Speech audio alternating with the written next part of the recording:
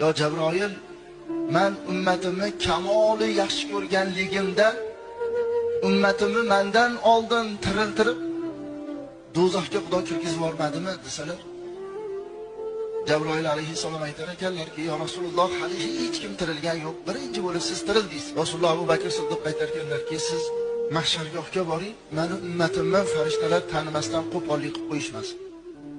Yo Umar, siz Sirot ko'prigiga boring, oyog'i toyilib biror ummatim jahannamga tushib ketib qolmasin.